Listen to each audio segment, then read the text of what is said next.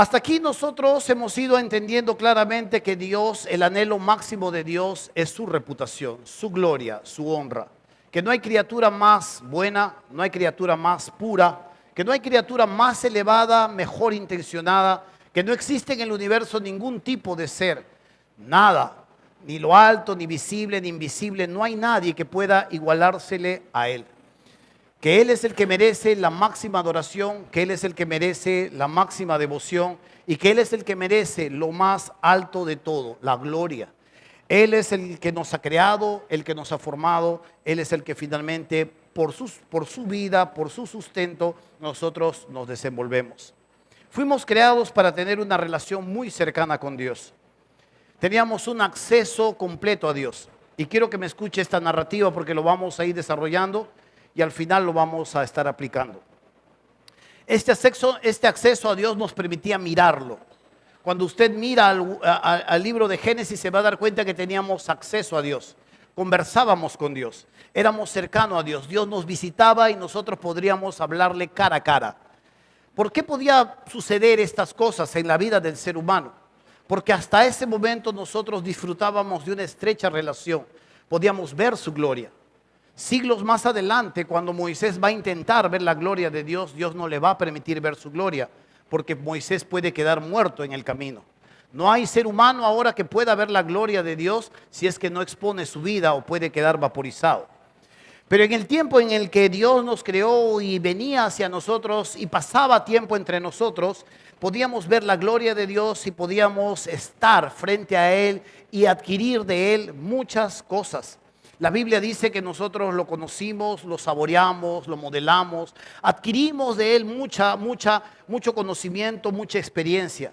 Pero ocurrió una gran desgracia en medio de esta gran situación. En medio de todo lo que nosotros vemos, en medio de todo lo que nosotros ahora percibimos, ocurrió una enorme realidad. Algo que sucedió fue que el pecado entró en el hombre y justamente el pecado entró no solo al hombre, sino empezó a contaminar todo lo que nosotros conocemos como la creación. Según Romanos capítulo 3, versículo 23, dice, por tanto como el pecado entró en el mundo por un hombre, ese Romanos 5:12, el pecado entró al mundo por un hombre y por el pecado la muerte, así la muerte pasó a todos los hombres por cuanto todos pecaron. Para más adelante en sus planes volver a levantarlo y poder restaurar su reputación. Por eso es que cuando vemos en la Biblia algunas verdades en cuanto a cómo el hombre sale del huerto del Edén, cómo el hombre sale rumbo hacia lo desconocido, a tratar de vivir su vida de la mejor manera o a tratar de labrarse un mundo de la mejor forma, con la mejor intuición que pueda tener o la mejor iniciativa, usted va a ver que de desgracia en desgracia el hombre no para. Y cuando uno revisa la Biblia se va a dar cuenta y a veces le va a dar pena de todas las situaciones que van sucediendo en la humanidad. Pero esto no fue en un principio. Fuimos hechos, según John Piper, él escribe en un libro de los deleites de Dios, dice, Dios nos creó para conocer, saborear y mostrar su gloria. No solamente para quedarnos con ella, no solamente para decir qué bueno es Dios, sino saborearlo, internalizarlo, experimentarlo y luego mostrarlo hacia los demás. Pero esto, créalo, esto se truncó. Sin embargo, esto no sorprendió a Dios. Estas cosas nunca le han sorprendido a Dios. Dios no agarra y dice, ¿y ahora qué hago? Como nosotros. Dios no dice, uy, no lo había pensado, no me había salido así. Dios no es humano. Dios tenía ya de por sí pensado hasta el cordero antes de que este mundo existiese para el sacrificio y el rescate de su reputación. Pero también de la misma manera Dios pensó y diseñó la manera en cómo Él iba a restaurar su gloria, cómo Él iba a restaurar su reputación. Ha elegido una nación, decidió formarse una nación. Él decidió levantar una nación y esta nación, usted la conoce, es el pueblo de Israel. Dios tomó a Abraham desde el lugar de donde estaba, lo sacó al lugar de ni siquiera donde sabía dónde iba y Dios empezó a hacer de este hombre una nación. Dios le dio a Isaac, Isaac le dio a Jacob, Jacob tuvo 12 hijos y de esta De estos 12 hijos que conforman la tribu de Israel o la nación de Israel, nace, es lo que nosotros vemos. A veces sabemos más del país de Israel que de nuestra propia cultura, ¿no? La batalla de tal y la batalla de tal no la sabemos, pero sí sabemos que estos 12 hijos fueron los que finalmente componen la nación de Israel. Y esto es la historia. Dios les dejó muy en claro a ellos que no era por su justicia, que no era por la rectitud del corazón de ellos, que Dios los había elegido a ellos. Ellos entraban a poseer la tierra, dice, por la perversidad de los moradores de esa tierra y porque Dios, que Él iba a cumplir una promesa entre ellos. Dios fue y visitó a Moisés cuando este pueblo estaba esclavizado y lo sacó con grandes portentos. Derrotó a sus dioses, estos dioses egipcios, a través de estas señales. Los sacó hacia el desierto donde los alimentó, los protegió, les proveyó, los instruyó, les dio sus leyes e instrucciones para que ellos pudiesen vivir seguros. Pero siempre este pueblo continuamente lo iba tentando, sino que por la perversidad de este pueblo. Y Dios les entrega una misión. En Isaías 43:10 dice, o 43:21, para que proclame mi alabanza. Note el propósito de la nación de Israel. A veces nosotros sacamos estas cosas que están desde un principio y decimos Dios los puso para darles bendiciones terrenales. Dios les iba a dar como consecuencia de ser el Dios de ellos, de llevarlos hacia esta tierra prometida. Dios los iba a rodear de bendiciones. Ese era lo lógico. Pero Dios los estaba levantando a ellos para que proclamen su alabanza, para que proclamen su honra, para que proclamen, para que sean estandartes, para que sean anunciantes de su reputación. Es por eso que aún le sigue diciendo en el Éxodo, ustedes serán para mí un reino de sacerdotes y una nación santa. Pero este pueblo poco a poco empezó a apartarse de Dios.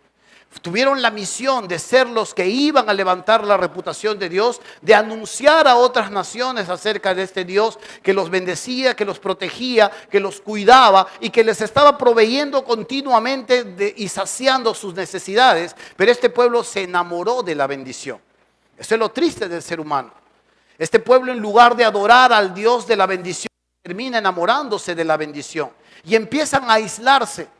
Empiezan a cerrarse, empiezan a menospreciar a las criaturas que tienen otras nacionalidades. Cuando en los tiempos de Jesús vemos que ya está allí Jesús caminando entre ellos, se va a dar cuenta que al templo no podían entrar los gentiles. Los gentiles eran criaturas, eran personas que tenían otra nacionalidad que no era judía.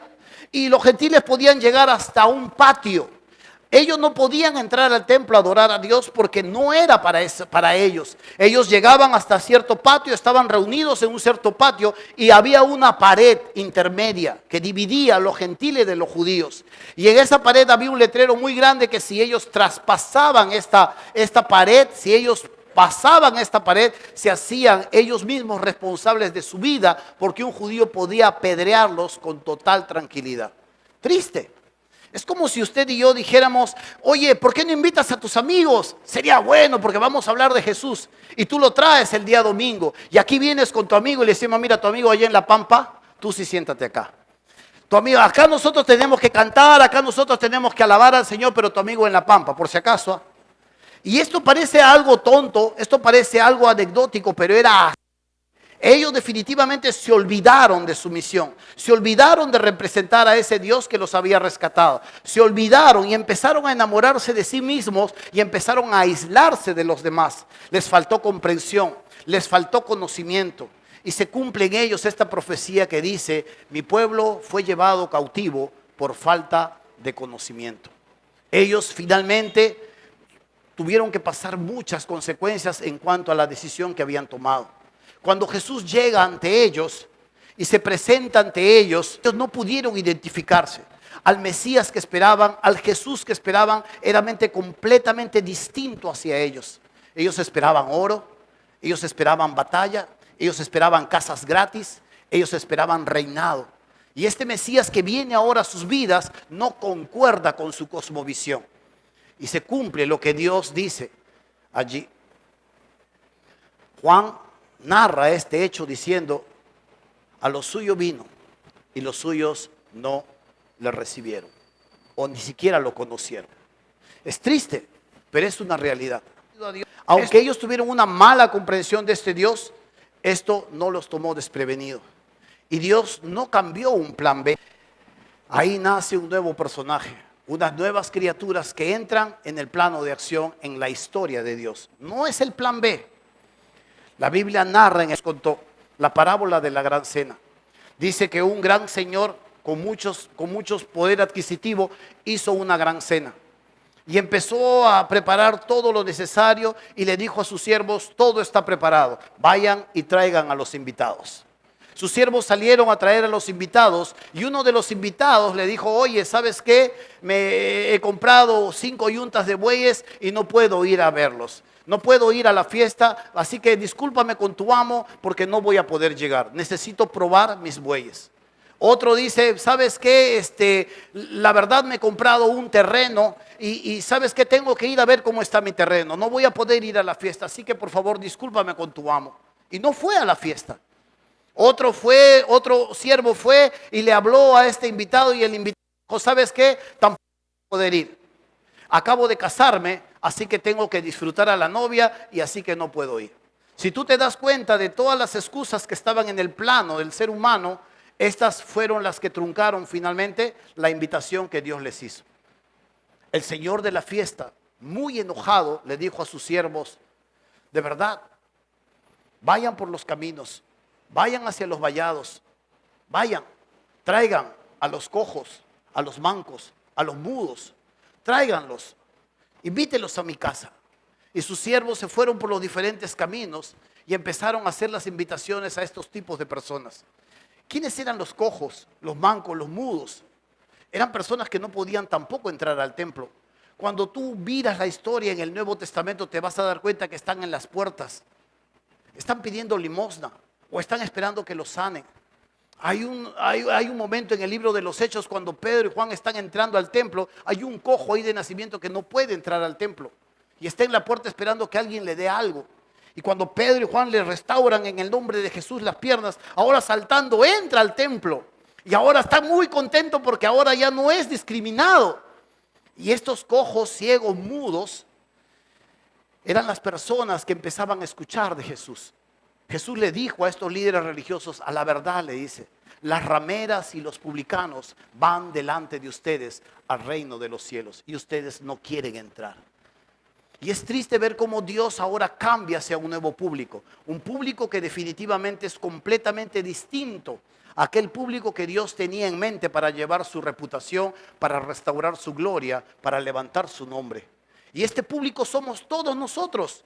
Todos nosotros. Cuando uno mira a ese público, se va a dar cuenta lo hermoso que estamos compuestos. Vaya a Primera de Corintios un momento. Primera de Corintios, capítulo 1.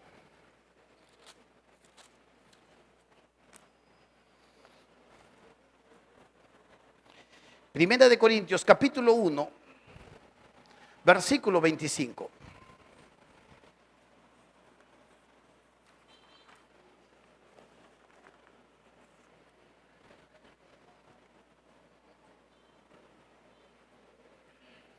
¿Estamos? Primera de Corintios, capítulo 1, versículo 25 dice así.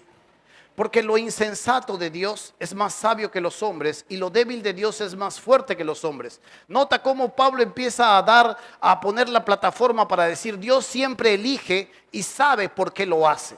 Ahora le dice en el versículo 26, pues mirad hermanos vuestra vocación, que no sois muchos sabios según la carne, ni muchos poderosos, ni muchos nobles, sino que lo necio del mundo escogió Dios para avergonzar a los sabios. Y lo débil del mundo escogió Dios para avergonzar a lo fuerte. Y lo vil del mundo y lo menospreciado escogió Dios. Y lo que no es para deshacer lo que es.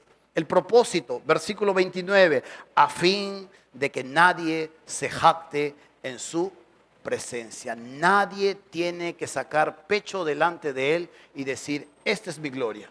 Dios no comparte su gloria con nadie. Porque no hay una criatura más alta, no hay una criatura más sublime, no hay una criatura más bondadosa, más generosa.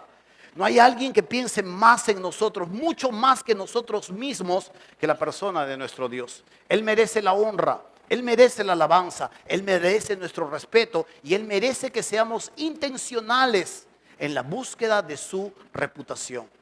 Esto es lo que significa gloria. Gloria pues significa la reputación, el honor, el valor de lo que Él significa. Cuando nuestra teología, cuando nuestro concepto de cristianismo está girando en torno a mí, menosprecio muchos de los acontecimientos que me rodean. Me veo como el pobrecito, me veo como el adolorido, me veo como el miserable, me veo como el que me falta plata y no puedo comprender exactamente que mucho de lo que llega y me arma está exclusivamente encaminado para traerse reputación a su nombre. Dios sabe lo que hace y Dios sabe cómo y cuándo lo hace. Por eso es que cuando vemos aquí a Dios ahora actuando a través de la iglesia, nos vamos a dar cuenta que Dios dice en cuanto a nosotros que no somos muchos sabios, que no somos muchos fuertes, ni muchos nobles. Al contrario, esto se complementa con la parábola que el Señor nos decía: lo cojo, lo mudo, lo manco, lo ciego. Estos somos nosotros. Y este es el nuevo pueblo en el cual Dios ha elegido para poner en pausa a Israel y luego empezar a usar a este nuevo pueblo. Antiguamente, no sé, lo hablo por mí. Yo sé que usted no, pero Richard sí, Gerson sí. Y el hermano Luis mucho más todavía. Antes usábamos cassettes, ¿no? El cassette estaba sonando y tú querías escribir la letra, ¡pac!, le ponías una pausa y retrocedías el cassette. Yo sé que muchos niños, una vez mi hijo agarró un cassette. ¿Qué es esto?, me dijo. Pero nosotros algunos sí recordamos lo que es un cassette. Es así en la historia. Imagínense un cassette que está dando la música y en este momento el cassette que está sonando se llama Israel. Y Dios agarra y dice, ¡pac!, pausa. Abre la otra casetera y pone el otro cassette y empieza a poner play, la iglesia. Israel ha quedado en pausa. Dios no está actuando a través de Israel. Y aunque nosotros digamos, ese es el pueblo elegido, sí, puede ser, pero ya no tienen al Dios que los llamó. Jesús dijo acerca de los hijos del reino, que ahora estaban rechazando al Mesías, ellos también serían rechazados, porque el que no tiene al Hijo, tampoco tiene al Padre. Simple. Y aunque ese es otro tema para desarrollar, necesitamos entender que ahora nosotros hemos sentado en la historia, que ahora nosotros llevamos una gran misión y que ahora nosotros tenemos casi las mismas características que la Biblia nos está hablando en cuanto a nuestro desarrollo. Ahora sí vamos a Primera de Pedro, capítulo 1. Primera de Pedro.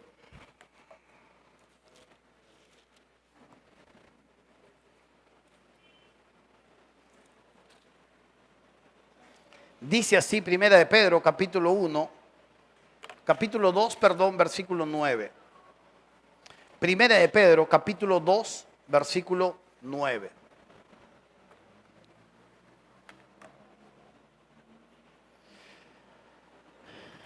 ¿Llegamos?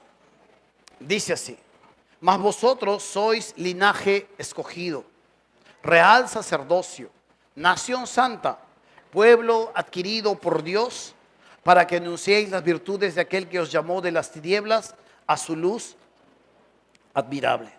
Vosotros que en otro tiempo no erais pueblos, pero que ahora sois pueblo de Dios, que en otro tiempo no habíais alcanzado misericordia, pero que ahora habéis alcanzado misericordia. Pedro está hablándole a los receptores de esta carta y les está diciendo que en otro tiempo ellos no estaban en los planes de Dios, que ellos más bien eran tinieblas y que ellos al contrario no habían tampoco alcanzado ni la misericordia de Dios. Ellos definitivamente ahora la historia había cambiado. Dios ahora estaba actuando a través de ellos y había una nueva identidad que estaba y reposaba en ellos. El versículo 9 da 4 características de esa identidad: linaje escogido, real sacerdocio, nación santa y pueblo adquirido por Dios. Es interesante poder ver que estas 4 características más hablan de un privilegio que ahora un pueblo cojo, mudo, ciego, leproso y todas estas cosas ahora recibe: un linaje escogido, un real sacerdocio, una nación santa y un pueblo que Dios ahora ha comprado por la sangre preciosa de su Hijo. Pero esto no queda ahí, porque volvemos a repetir, estamos expuestos a repetir la misma historia si es que nos olvidamos del propósito de por qué ahora estamos con Él, de por qué ahora le pertenecemos a Él. En el mismo versículo 9, en la segunda parte dice, para que anunciéis las virtudes de aquel que os llamó de las tinieblas a su luz admirable. Para que anunciemos las virtudes de aquel que nos llamó de las tinieblas a su luz admirable. Hermoso poder ver que Dios ahora está obrando en nuestras vidas, está guiando nuestros caminos y nos han dado un nuevo propósito por el cual vivir. Por eso, hermano mío, esto es aquí lo que nosotros entendemos. Anunciar las virtudes de aquel que nos ha llamado de las tinieblas a su luz admirable. ¿Qué es virtudes? Cuando hablamos estas palabras, cuando analizamos esta palabra, Dios dice, ahora ustedes van a ir y van a comentar a otros y van a anunciar a otros de mis proezas. La palabra virtudes aquí tendría que ver más con sus hechos portentosos, con proezas. Dios dice, no te puedes quedar callado. Ahora tú eres el estandarte, ahora tú eres mi testigo, ahora tú eres mi embajador y tú vas por el mundo como un instrumento para mi reputación. Qué hermoso es ver cuando nosotros como iglesia entendemos esta verdad y que por la reputación de Dios nosotros edificamos nuevos lugares donde enseñar la Biblia a niños, a jóvenes, a adultos o a personas que necesitan. Qué hermoso es ver que cuando entendemos la reputación de Dios, que Dios nos envía ahora a anunciar de Él, a hablar a otras personas acerca de Él, de anunciar sus proezas, de hacer conocido a este Dios, de llevar a crecer su reputación por diferentes lugares, entendemos que tenemos que plantar nuevas iglesias. Cuando no descansamos en que debemos tener iglesias hijas, sino descansamos en que a Dios no lo conocen por este lugar. Y en lugar de ir y plantar una nueva iglesia donde hay 15 iglesias más, escogemos un lugar donde a Él no lo conocen, porque este Dios aún todavía su reputación no se ha hecho visible. Esto choca muchas veces con lo que pensamos como iglesia. Y decimos, allí no hay una iglesia bautista, allí solo hay iglesia tal y tal. Wow, estamos tan equivocados para plantar una iglesia porque no estamos girando en torno a la reputación de Dios, sino en base a la reputación de una denominación. Es triste eso, pero a veces cuando entendemos esta gran verdad, que descansamos, que somos estandartes, que llevamos la gloria del Señor, que hacemos intencionalmente la reputación de Dios, siga creciendo, siga avanzando, ahí es donde enviamos hombres y mujeres apasionados por este Dios glorioso, apasionados de que se lleve el mensaje, las buenas noticias. Allí es donde usted puede entender claramente que atiende al mendigo, que da de comer al hambriento, que viste a la persona que está desnudo, que visita al hombre que está en la cárcel, que atiende al niño que está en riesgo. Porque cuando solo giramos en torno al ser humano, sacamos a Dios a un lado y el hombre termina siendo el Señor de todas estas cosas. Ahí es la gran diferencia. Por eso es que, hermanos míos, entender esto es crucial para nuestras vidas. Entender esto es una gran realidad en nuestros caminos. ¿Sabe? El día lunes yo pasé un percance. Mi esposa había ido al mercado y bueno, yo le estaba esperando a ella y de pronto mi esposa me dice, cuando ella ya llega, yo le digo, pucha, que te has demorado mucho. No, me dice, adivina con quién me he encontrado. Y pum, me dice un nombre. Yo, digo yo, ya iba a hablar algo. Y digo, no, y mi esposa me dice, cuidado, suave. Yo, claro, no iba a decir nada malo, yo iba a halagar a esa persona. Pero ya habíamos visto durante mucho tiempo, esa persona ya hace mucho tiempo ha dejado de venir. Pero estábamos nuestra óptica como seres humanos un poco desilusionados. Y lo hablo por mí, para mi vergüenza lo digo. Y yo como pastor un poco ya desilusionado con toda la chamba, con todo el esfuerzo, con todas las cosas que se hacen. Y yo digo en mi mente, bueno, pasó por el pastor tal. ¿Qué más? Digo ya, ni Jesús. Pero de pronto esta persona había estado ahí orando a Dios y siendo consciente de que no tiene una cercanía con Dios. Y le dice a Dios, si Dios le escuchaba y si Dios era real en su vida, por favor que le envíe a alguien que se cruce con ella. Y se cruza mi esposa. Mi esposa conversa con ella, hablan con ella y definitivamente la historia empieza a tomar otro cariz. Yo hago una pausa a todo eso y digo, wow, caramba, a veces nosotros como seres humanos perdemos la esperanza, pero el único que no pierde la esperanza es Dios. El único que sigue insistiendo a pesar de que no lo busquemos, a pesar de que no lo seamos fieles, es Dios. Él no pierde la esperanza. Me voy a comprar algo que había faltado del mercado, cruzo hacia la tienda y me topo con dos personas. Están tiradas en la vereda, frente a la casa. Ella está echada, apestando alcohol, cochina, tirada en la vereda, y él está durmiendo en sus piernas, apestando alcohol, y cochinos, completamente cochinos. Yo los miro y antes de patearlos digo, no, definitivamente esto no puede ser así. Yo digo, no, ¿vale la pena? ¿Vale la pena? Y me empiezo a preguntar lo que Dios me acaba de enseñar en mi casa, porque la enseñanza fue para mí. Y me empiezo a preguntar si vale la pena hacer esto. Y yo digo, sí vale la pena, porque si estamos hablando de Dios, y si estamos hablando de lo que Dios puede terminar haciendo en esta persona, vale la pena.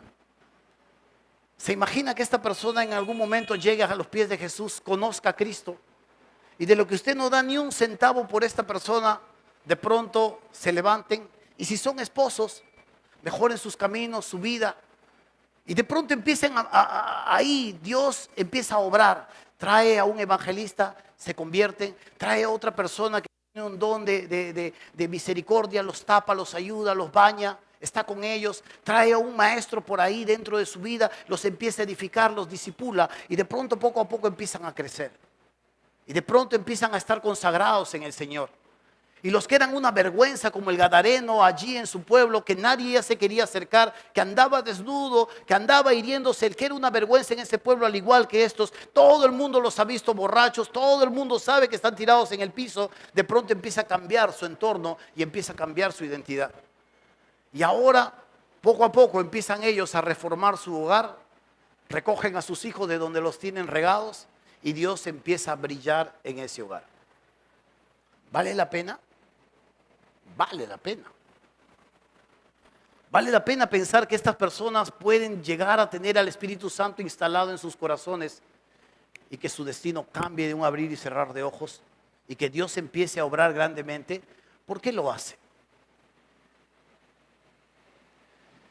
Si lo hiciéramos por iglesia o como iglesia diríamos así, cuando lo vemos ya cambiados y ya los vemos caminando y el evangelista diría, oye, yo pasé por ahí, yo les hice recibir a Cristo. Y la hermanita consagrada diría, ah, sí, claro, yo vine al culto de oración y yo oré por ella. Dios puso en mi corazón, y cada uno empieza a jalar su parte. Cada uno. Y la persona que lo discipuló dice, caramba, no hubieran aprendido si hubieran estudiado con el pastor. Han estudiado conmigo finalmente. Y ya empieza cada uno a jalar su parte. Y uno dice, ¿y Dios? ¿Dónde quedó Dios? Y Dios dice, no puedes olvidarte que tú solo eres una herramienta. Que cuando la herramienta empieza a decirle al carpintero cómo va a manifestarse, cómo va a moverse y cómo lo va a usar, definitivamente va a entrar en problemas. La Biblia lo narra continuamente. El vaso de barro no le puede decir al alfarero. No tiene autoridad el vaso de barro. El vaso de barro espera que su alfarero lo moldee, lo meta a veces en el horno de aflicción, lo cuaje, lo forme, lo haga duro, porque sabe exactamente cómo lo va a usar. Pero si el vaso empieza a mirar acerca de sí mismo, nos puede terminar ocurriendo ese chiste que hay acerca del que usó Jesús. Dice que estaba entrando Jesús y la gente estaba tirando sus mantos y la gente estaba diciendo, Hosana, aleluya, ahí viene el Rey de Gloria. Y el burro que estaba llevando a Jesús dice, ¿por qué la gente me estará mirando tanto? Todos se han reunido para verme, pero no sabe a quién está llevando él. Puede terminar ocurriéndonos. Puede terminar ocurriendo a un grupo de personas que viajan cada cierto tiempo a la selva y que yo no los subo a propósito porque no quiero que compitan con la gloria de Dios. Y yo diría, estas personas juntan su plata, estas personas se van a la selva, les enseñan a los niños acerca de Dios, Viven o duermen a veces con limitaciones. Yo digo, wow, deberíamos subirle acá y aplaudirles y decirles, qué bien, necesitamos gente como ellas. Y ahora con el otro joven que se ha añadido, pero estaríamos compitiendo y la gloria se las traerían ellos. Estaríamos felicitando a estos maestros que están arduamente trabajando con tus hijos mientras tú estás aquí escuchando. Estaríamos hablando de estos músicos que vienen muy temprano y no reciben ni un centavo. Y lo están haciendo y están cantando y están tocando y están limpiando sus instrumentos. Pero los diríamos, caramba, de verdad, no necesitan un aplauso. Pero estaríamos compitiendo y robándole la honra del que verdaderamente lo merece. Es por eso que aquí es donde funciona este versículo. Por tanto, id y haced discípulos a todas las naciones. Es por esta razón que salimos. Es por esta razón que buscamos. Es por esta razón que discipulamos. Es por esta razón que nosotros le hablamos, le contamos, anunciamos sus proezas, discipulamos personas, vamos por diferentes lugares, porque no descansa en el ser humano, descansa en la gloria y la honra del Señor. Por eso, hermanos míos, es necesario entender esta gran verdad. Es crucial, es crucial. Cuando nosotros entendemos claramente esta gran verdad, definitivamente estamos entendiendo plenamente que todo lo que nosotros hagamos, si el hombre es importante para Dios, también lo es para la iglesia. Pero todo se sustenta y motiva en la búsqueda de la reputación de Dios. Por eso, esta debe ser la motivación principal de todo lo que somos y anhelamos hacer. Todo lo que nosotros somos, todo lo que anhelamos hacer, siempre debe estar motivado por esta enorme verdad, la reputación de nuestro Dios. Si descansas sobre ti, definitivamente te estarás equivocando. Tú no le puedes decir a Dios, y a veces no le decimos, pero lo hacemos. Voy a leer mi Biblia hoy día, quiero que me vaya bien. Voy a orar porque si no, ¿quién sabe qué me puede ocurrir? Voy a diezmar porque yo no quiero que venga el ladrón y me robe mi diezmo o me robe mi terreno. Yo no le puedo hacer trueque a Dios. Yo no hago trueque con Dios. Dios, yo me voy a portar así, por favor tú haz esto. Yo no hago trueque con Dios. Yo no puedo decirle a Dios, tú estás para sustentarme, tú estás para complacerme, tú estás para cuidarme, tú estás para que cuando salga de mi casa los choros no se roben mi televisión. Tú estás aquí para que mis hijos estén seguros. Tú estás aquí, Dios, para que todo en la vida me vaya bien. Y yo voy a hacer algunas cosas para hacer trueque contigo. Esa muchas veces es una mentalidad que no entiende que todo lo que nosotros hacemos, que todo lo que nosotros somos, que todo lo que nosotros pensemos hacer, definitivamente tiene que ser hecho de forma intencional para que Dios sea honrado. Y Jesús nos habló de esto. Jesús dice que nadie prende una luz para ponerlo debajo de una caja, sino que uno prende una luz para ponerlo en el rincón de la casa y esta luz finalmente pueda alumbrar a los demás. La consecuencia de que nuestra luz brille en los demás, brille en la sociedad, brille en nuestro hogar, brille en nuestro trabajo, la consecuencia es que los hombres, no los cristianos, los hombres glorifiquen al Padre que está en los cielos. Es triste cuando tú, en lugar de ser un instrumento para la reputación de Dios, seas un instrumento más bien para que Dios sea deshonrado, sea pisoteado. Es triste cuando Dios, que te ha usado, que te ha comprado y te ha puesto en el camino para que seas su sacerdote, para que seas su estandarte, para que seas su embajador, en lugar de ser el instrumento para su reputación, seas la persona que más bien propague mentiras, propague chisme, propague división, para que sea un instrumento que en lugar sea del Dios, sea del diablo. Eso es inverosímil, eso es inaudito. Eso es para los que no conocen a Dios.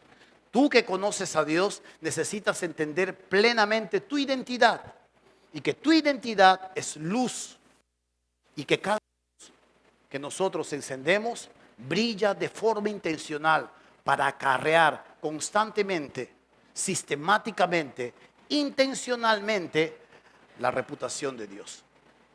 No hacerlo es no entenderlo. Y no me entienda mal. El hecho de que seamos luz no significa que ya no fallemos. Fallamos.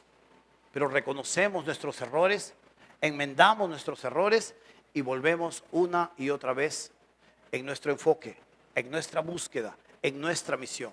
Israel quedó atrás. En algún momento Dios le quitará la pausa a Israel. Ahora estamos nosotros. Es nuestro tiempo, es la iglesia. Dios nos manda por diferentes lugares y es por eso que lo que hagamos, lo que edifiquemos, lo que compremos. Si usted, por ejemplo, va a colaborar en esta EBDB, si usted va a traer una chicha, usted tiene dos premisas. Si usted piensa en sí mismo, ay, hervir el maíz, el gas, ¿quién lo va a traer? Pero que lo vengan a recoger otros. Pero si tú dices, yo voy a hervir una chicha, yo voy a hervir el maíz y voy a hacer la chicha y voy a traerlo, y aunque voy a gastar un poco de mí, sé que esto va a redundar para que otros niños puedan al menos tener su refresco y escuchar tranquilamente la clase. Si tú vas a ir por ahí y vas a ayudar a un pobre, o vas a vestir a un harapiento, y vas a sacar de tu camisa y vas a decir, pero pucha que voy a dar esto, ay Dios, pero luego me voy a quedar sin, pero Dios, yo lo doy, pero estoy esperando que tú me des 3 más. Definitivamente estoy girando en torno a mí. Pero si yo lo doy para que este pobre finalmente diga, carambas, creo que Dios existe. Gracias Dios. Yo estoy trabajando y acarreando de forma intencional la gloria y la honra de ese Dios que fue manchado, de ese Dios que fue expuesto y que su reputación quedó pisoteada y que mi misión principal de todo lo que yo hago, de todo lo que yo valoro, de todo lo que yo emprendo, mi misión principal es que su reputación vuelva a ser enaltecida. Amén. La próxima semana continuamos porque estamos en la primera parte. Vamos a orar y vamos a terminar este momento.